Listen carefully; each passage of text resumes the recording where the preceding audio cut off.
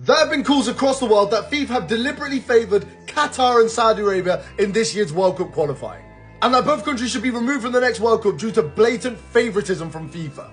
So yesterday, both countries finished top of their group to qualify for the next World Cup. As you can see, both of their groups had 3 countries in them. Despite the fact Group A had 3 countries with perfectly good football facilities, Qatar hosted every single game in that group. And despite the fact that Group B had 3 countries with perfectly good football facilities, Saudi Arabia hosted every single game in that group.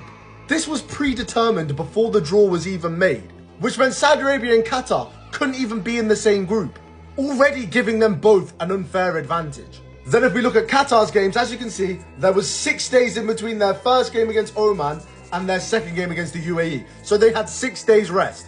The other 2 teams in their group had 3 days rest in between both of their games. So Qatar had double the amount of time to recover from their first game than the other 2 teams in their group. And you guessed it, in the other group, Saudi Arabia had 6 days in between their first game and their second game. Whereas the other 2 teams in their group had half the amount of time in between their games to recover. So not only did FIFA give these 2 countries the right to host every match for no apparent reason, they also gave them double the amount of time as the other 2 countries in their group to rest and recuperate before their next game, doing quite literally everything they could to give these 2 countries an advantage.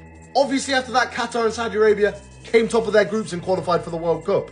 And the football associations of the UAE, Oman, Iraq and Indonesia are calling foul play.